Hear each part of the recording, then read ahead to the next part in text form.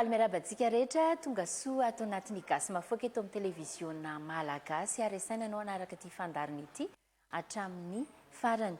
Ny vahintsika androany dia tanora malagasy tsy iza fa i Jimmy Ranitra Tsilo.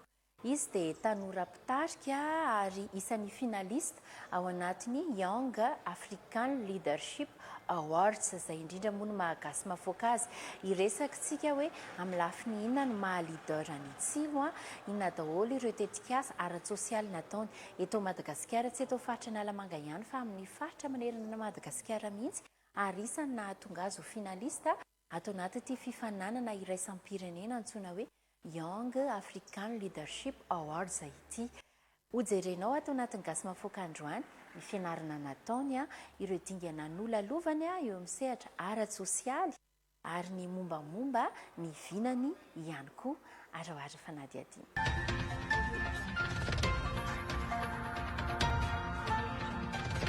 Izy no Jimmy Ranitra Tsilo, finalista amin'ny Young African Leaders Award. Zanaka olon-tsotra i Tsilo ary nobeazin-dray aman-dreniny fa ny fianarana ny lova tsara indrindra. Fony kely dia nianatra teny anivon'ny sekoly tsy miankina ny tenany. Raha ny resaka fahazazana sy ny fanabeazana no resahana dia nianatra tany amin'ny sekoly tsy miankina anankiray any Atsimondrano ny tenako, Parc des Princes Tosy.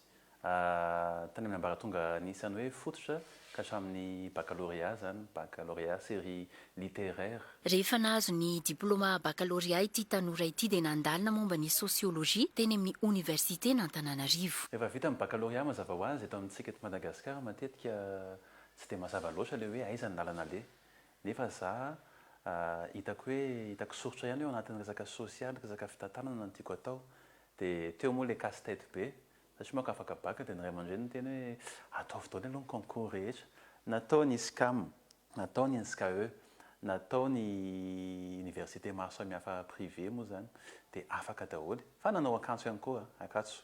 Dia tena mpiandoana nandalo kely tao ny SCAM, juste ray volana monja fotsiny ny andro kely an'ilay inscription akanjo, dia vao afaka sociologie teny akanjo fa dia tsy nisalasala fa tonga dia niroso tany akanjo nanao ny taranja sociologie, option travail social et développement tao amin'ny FPTST.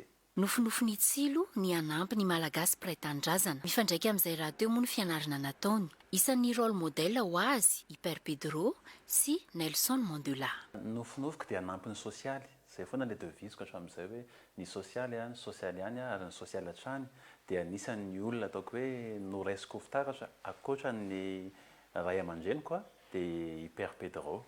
Dia azoko azo ny fiatsara-tsaina angambany hoe inona ny zavatra tiako atao hoe manorina ho an'ny sosialy mihitsy ary manampy an'ny sosialy mba ahafahany mahaleo-tena.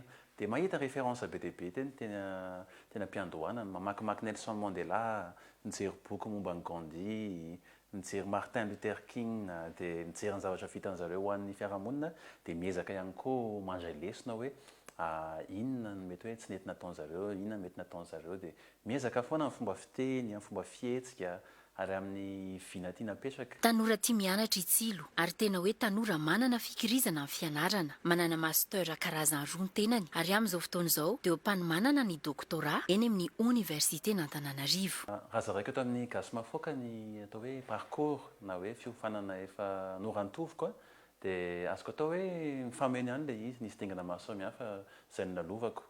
Rehefa afaka baka ka vita ny licence aloha tao amin'ny département sociologie dia nanao équivalence tao amin'ny département anthropologie, naka master atao. Dia en parallèle nanao master international en interculturalité et plurilinguisme tao amin'ny lettres zany. Dia iny nazahoako master akoho, 2 master zany. En parallèle naka licence tao amin'ny centre de téléenseignement de Madagascar, CNTMAD. Vita izay dia nirona kely taty amin'ny sehatry ny asa. Nisehatra tamina mouvement ADN anankiray. Rehefa nisehatra tao dia sélectionné tamin'ny programme anankiray hoe Académie des partis politiques atao amin'ny Fondation Friedrich Ebert Stiftung.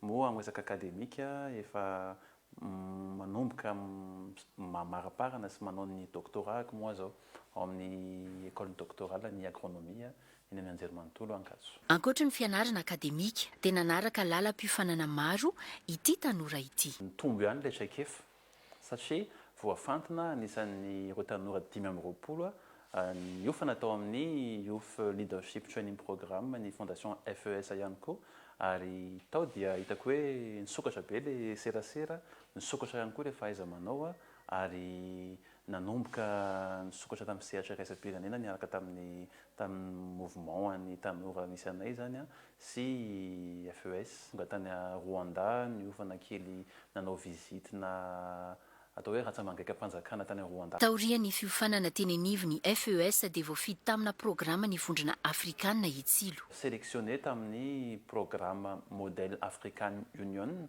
izay karazana simulation ana asana filoham-pirenena au niveau ny siège ny Union africaine dia tany Addis Abeba izy io tany Ethiopie. Nandeha teny ny fotoana ny roso hatrany ity tanora ity tamin'ny asa firotsahana ka voafidy ho ambassadeur ny satan'ny tanora ty Afrika. Lany ihany koa ny tenako ho ambassadeur de la charte de la jeunesse africaine eto Madagascar. Inona moa le hoe satan'ny tanora eto Afrika?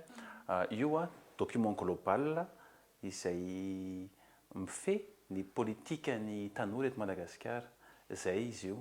Dia anisan'ny tena atao hoe nidivana sy narovana anatin'ilay izy ny zon'ny tanora amin'ny ankapobeny hoe inona ny politika entina hampandrosoana ny tanora, inona ny sehatra tokony jerena manokana ho an'ny resaka ohatra hoe miralenta ohatra resaka tontolo iainana sy ny tanora amin'ny fampandraisana andraikitra sy ny zava-dehibe hoe ny resaka motivation politique mba ahafahan'ny tanora misehatra amina fomba seheritsika mafitrika amin'ny tontolon'ny fitantanana na fampandrosoana amin'ny ankapobeny politika moa zany. Tamin'ny faraparan'ny taona 2024 dia isan'ny voatendry koa itsilo ho ambassadeur ny ivitoerany iraisam-pirenena ho an'ny fanabeazana zatovavy sy ny vehivavy aty Afrika. Faraparan'ny taona 2022 teo lany tany Rwanda ho ambassadeur ny centre international de l'éducation des filles et des femmes en Afrique ny tenako. Izay ny mikasika ny sehatra iraisam-pirenena fa mba inona kosa no asa sosialy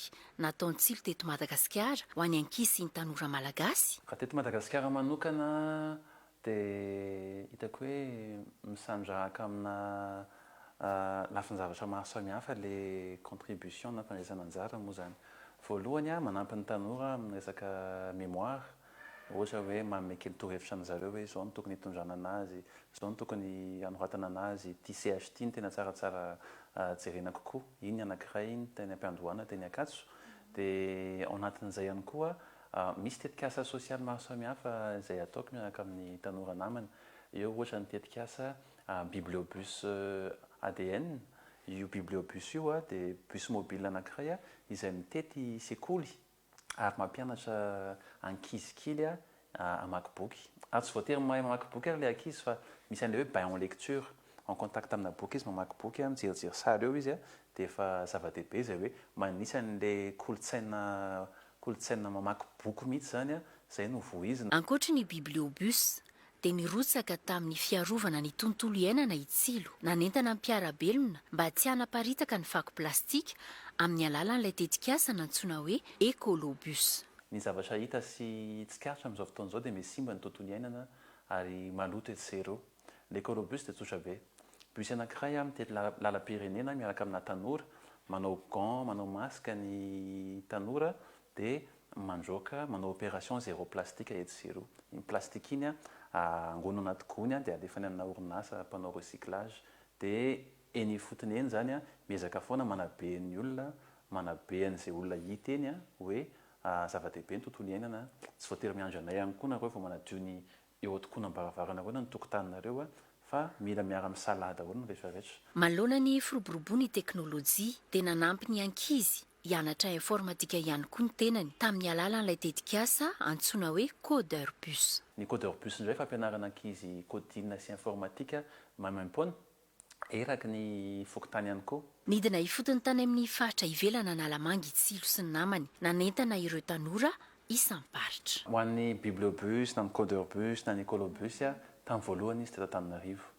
Nefa rehefa niroborobo le tetikasa dia nanomboka nivoaka amin'ny faritra amin'izay izy nandeha province. Amin'ny maha tanora mpitarika ny itsilo dia manentana ny tanora toazy ny tenany hirotsaka amin'ny fampandrosoana ny Madagasikara eny ifotony indrindra. Inona tetikasa tena nisany hoe filamatra dia ny fampianarana politika any ankizy. Izany hoe be dia be ny tanora no mangetahetan-dray eo amin'ny sehatry ny fitantanana na eo amin'ny sehatry ny politika izany. Nefa matetika zareo mahita hoe tsy hitan'izareo ny lalana le inona no ataon'zareo dia aiza no lalakale hoe manana capacité sy aptitude an'izany ve zareo. Izay no antony namonina an'ilay fampiofanana hoe maroy malagasy rotsiong sy anabeazana an zareo mba ho resaka pratika politika kokoa zany dia izy fa tsy théorie be.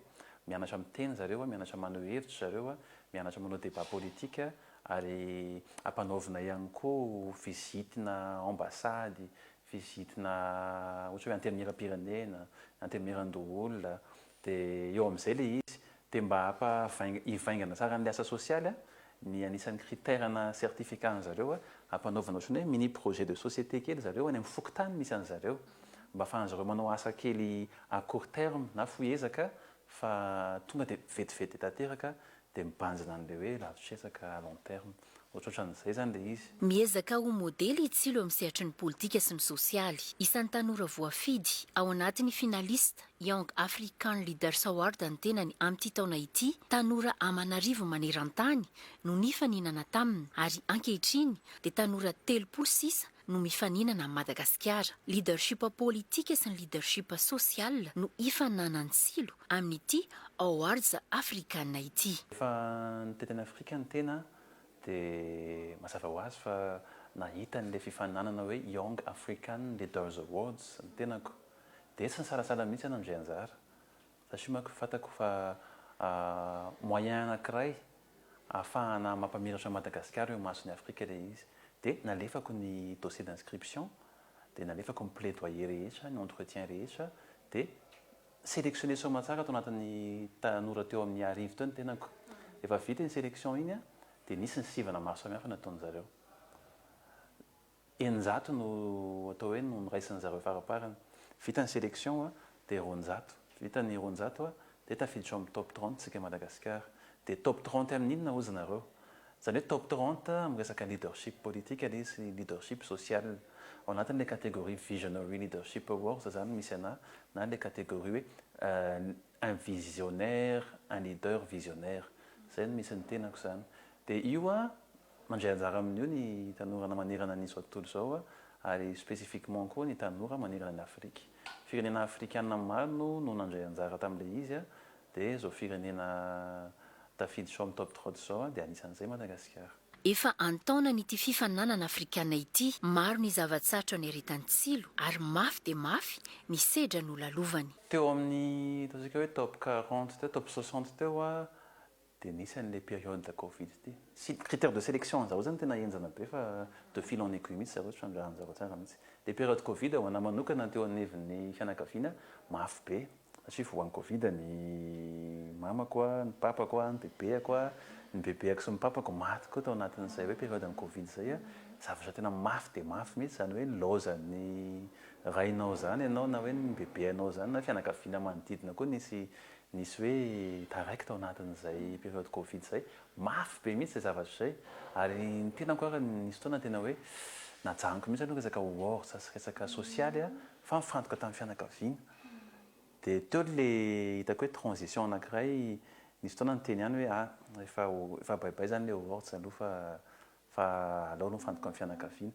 Kanjo hitako hoe natao tamin'ny fo daholo ny asa sosialy natao rehetrarehetra ary ny rédaction na souscription na inscription natao tamin'ny fo avokoa azavatra mivaingana daholo ilay izy ka mbola nanan-danja ilay izy nateo amin'ny communication nataon'olona sasany zany azo atao hoe ho an'ny Madagasikara manokana ny projet de société atsika sy ny finanantsika nafonja tsara ilay izy dia tsy dia nila hoe matraquage be na communication be dia izao tafita amin'ilay hoe finale zao tsika finale ny top 30 top 30 mizara mazava tsara top 30 anatin'ny top 30 ity misy an'ilay hoe visionary catégorie dia fito zany zao no mifaninana amintsika amin'ny fomba officialy fito avy amin'ny firenena maro samihafa ohatra hoe Égypte, Tunisia, misy any Congo, misy ny Sierra Leone dia misy firenena ankorafa ihany koa. Amin'ny fahafolo ny volana Martsa ho avy izao moa no fotoana farany fanaovana ny votinina raha toka te hanampy antsilo sy te-hanoana ny Madagasikara amin'ity fifaninanana pan-afrikanina ity. Ao anatin'ny voatinina tanteraka mihitsy tsika amin'izao fotoana izao. Ary ny voatinina dia ho tapitra ny 10 marsa ho avy izao.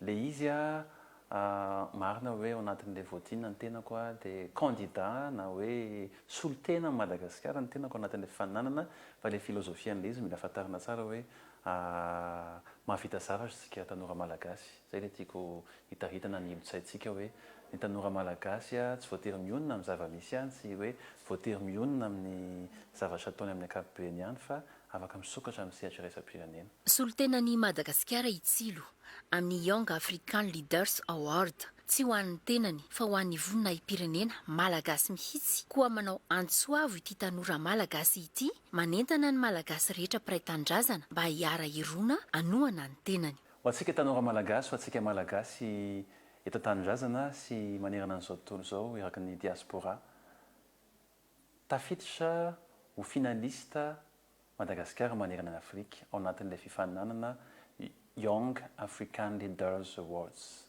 Samba ny teo tantaran'ny firenena misy tanora izay soloky tena manao an'izany finala izany manerana ny Afrika. Dingana goavana, dingana lehibe no nidiavintsika tamin'ny fifaninanana rehetra, satria manko firenena afrikana maro no nandray anjara, tanora maro no nandray anjara, ary izao tojo amin'ny famarana an'izao itsika. Marina hoe nisy ny inscription natao dia nisy ny sivana maro samihafa amin'ny resaka entretien natao. Nefa tonga amin'ity resaka voatinina ity tsika amin'izao fotoana izao.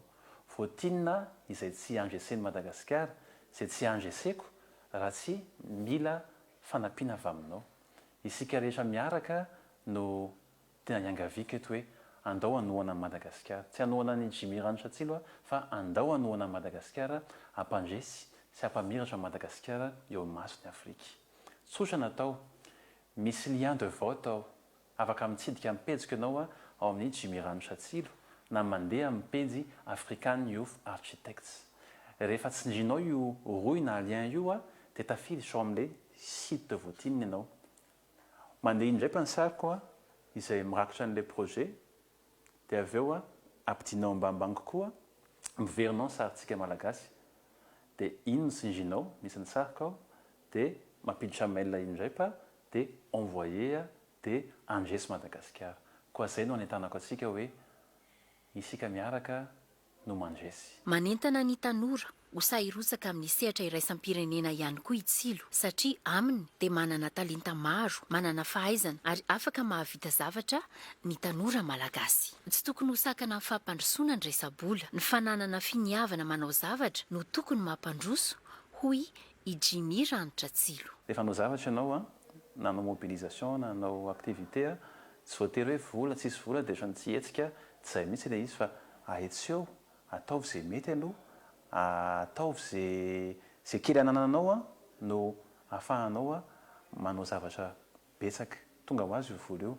Tadio tsara fa tsika tsy mahandro Madagasikara, izay no teneniko foana, tsy mahandro tsika tanora fa sahirana ara-bola sy ara-pitadiavana. Le arenanao ato io zany sy le fahavononanao io mila trandrahanao maximum mihitsy. Izay na le secret keliko zany raha hoe hanoran'ny tanora dia manomboka izao aza mionona amin'izay kely ananana. Fa misokafy ianao amin'ny tontolo manodidina anao dia tadio foana fa ny sehatra iraisam-pirenena koa ilaina.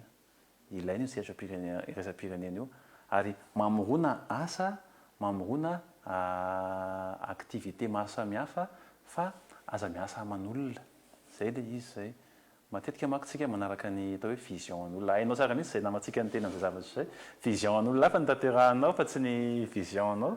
Dia izay ilay izy hoe mila tsika tena mifantoka amin'ilay zavatra tiantsika atao mihitsy. Io na manjaitra ary io na ataoko hoe manonasa kely dia kely etsy ary io rehefa hainao mitrandraka an'iny dia hainao mampa-couturier plus ianao na mpanjaitra hoe amin'ny sehatra iraisam-pirenena. Sokafa amin'ny sehatra iraisam-pirenena.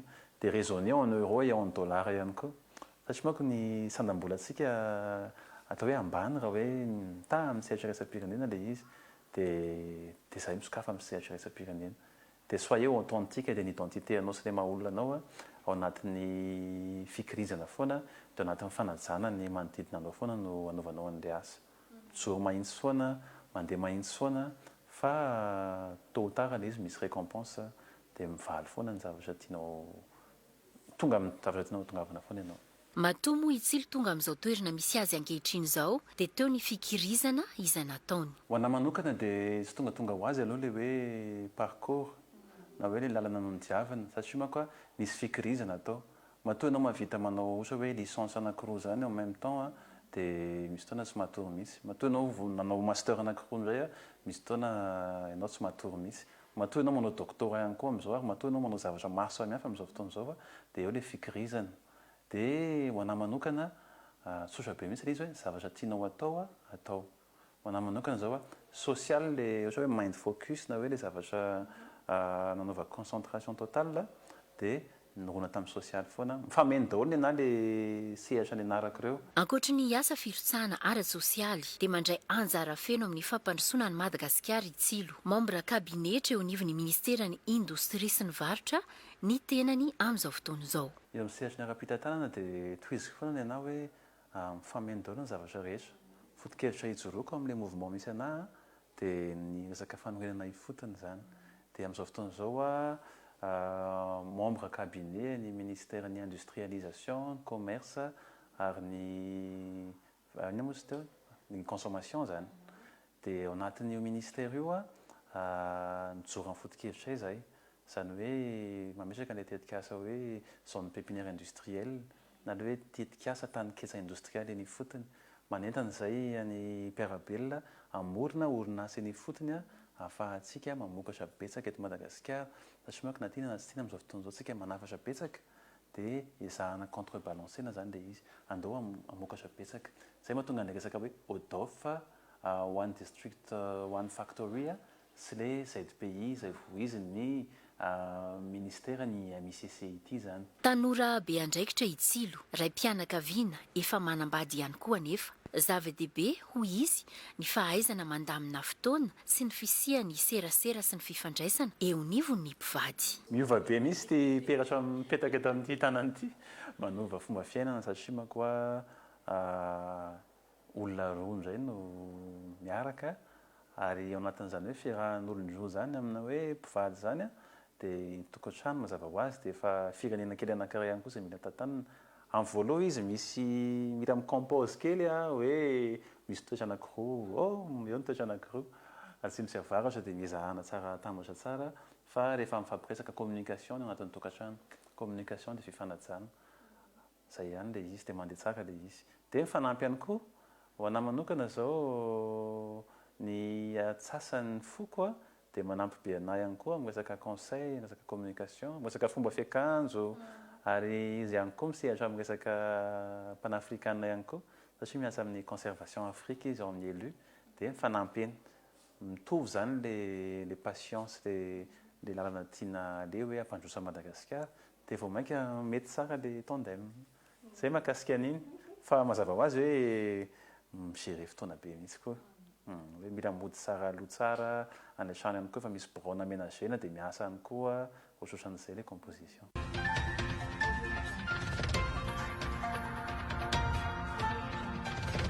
Mahavita zavatra itsika tanora malagasy. Isika tanora malagasy dia anisan'ny ankehitriny sy ho avy Madagasikara ary mila mifantoka tsara isika amin'izany resaka fampandrosoana ny firenena izany. Tsotra be ny ilay Madagasikara. Tanora mavitrika misokatra amin'ny ataontsika hoe fihavanana, misokatra amin'ny tontolo manodidina anazy, mahay mifehy ny tontolo misy anazy ary tena manao asa mivaingana. Tanora tsy kivy fa mitrakatrany ary tanora mila mifandray miaraka amin'ny tanora namany satria manko zava-dehibe mihitsy izany hoe ao anatin'ny fihavanana izany no entina hanatanterahana ny tetikasantsika rehetrarehetra. Ho anahy manokana dia misokatra foana amin'ny tanora namany. Raha misy mila conseil libre ary malalaka Jimmy Ranitra Tsilo anaran'ny page Facebook ary ao anatin'izany ihany koa dia manentana hatrany antsika mpisehatra eo anivon'ny société civile sy mpisehatra manerana ny ratsamangeka-panjakana rehetra ary mpisehatra manerana ny diaspora tanora indrindra andray andraikitra sy tena nao asa mivaingana mba tsy ho ponctuel fotsiny ny tetikasa antsika hoe rehefa misy fotoana anankiray tokony anaovana reboisement ohatra dia manao reboisement na hoe rehefa fotoana anankiray hoe ankalazana tetikasa anankiray ohatra hoe 8 mars ohatra dia eo ihany tsika vao anao activité anankiray fa hiainana amin'ny fampandrosoana. Itsika tanora dia mila miaina amin'ilay fampandrosoana mba ahafahantsika tena manao an'ilay zavatra mivaingana mihitsy.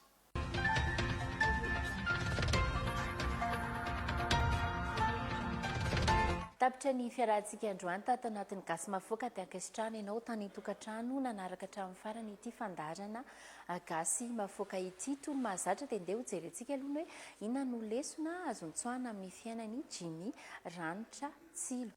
Isan'ny mampiavaka ny Tsilo ny fananany toe-tsaina tia mikiry, izany hoe manana fikirizana. Raha misy tanjona iray eo amin'ny fiainana dia miezaka hatrany izy manome tsara indrindra ao anatiny ahafaha manatratra iny tanjona iny. Ny anankiray ihany koa dia fananana toe-tsaina tia mivelatra, izany hoe tsy mikombona ho an'ny eto Madagasikara ihany amin'ny mahanosy antsika fa mivelatra ihany koa amin'ny sehatra iraisam-pirenena ka nahatonga azy ho candidat finaliste amin'ity fifananana iraisam-pirenena antsoina hoe Young African Leadership Awards ity. Dia ankasitrahana ianao tany tokantrano nanaraka ny gasy mafoaka hatramin'ny farany teto amin'ny televiziona malagasy. Manome fotoananao indray ny ekipa rehetra miherina ino toy izao. Mametraka ny veloma finaritra tompoko lahy sy tompoko vavy.